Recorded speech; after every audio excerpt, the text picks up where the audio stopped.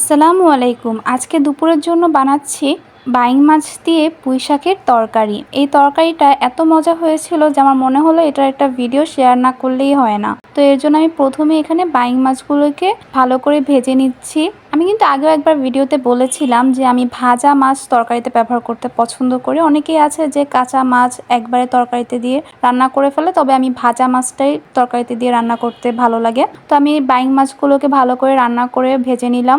এবার আমি আবার একটি ফ্রাইং প্যানে তেল দিয়ে দেব, সেখানে আমি পেঁয়াজ কুচি দিয়ে দেব। কিছুটা ভেজে নিয়ে এখানে আমি দিয়ে নেব স্বাদমতো লবণ, মরিচের গুঁড়ো আর হলুদের গুঁড়ো দিয়ে মশলাটা কষিয়ে নেব। এর জন্য এখানে সামান্য পানিও দিয়ে নেব। তারপর মশলা কষানো হয়ে গেলে এখানে আমি পুঁই শাকগুলো দিয়ে দেব। আমি এখানে সব পুঁই শাক দিয়ে নিয়েছি এবং পুঁই শাক দিয়ে ভালো করে মশলার সাথে মিশিয়ে নিচ্ছি। যখন পুঁই শাকটা পুরোপুরি সেদ্ধ হয়ে যাবে কিছুটা, তারপর এখানে আমরা যেহেতু এটা তরকারি রান্না করছি আর তরকারিতে ঝোলও প্রয়োজন কিছু, এর জন্য আমি এখানে পানি দিয়ে দেব। তো ভালো করে নাড়াচাড়া করে এখানে আমি সামান্য পানি দিয়ে দেব এক্সট্রা ঝোলের জন্য। যতটুকু আপনি ঝোল রাখতে চান ওই পরিমাণ অনুযায়ী এখানে আপনি পানি দিয়ে দেবেন। এবার আমি আরও কিছুক্ষণ নাড়াচাড়া করব।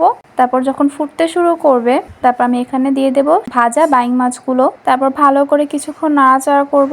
এবার আমি এখানে দিয়ে দেব 5-6টির মতো কাঁচামরিচ। তারপর আরও কিছুক্ষণ নাড়াচাড়া করব। তারপর আমি রান্না কিন্তু প্রায় শেষ। এখানে আমি দিয়ে দেব জিরা গুঁড়ো। তারপর কিছুক্ষণ 4-5 মিনিটের মতো লো ফ্লেমে রান্না করলেই কিন্তু আমাদের এই তরকারিটি হয়ে যাবে।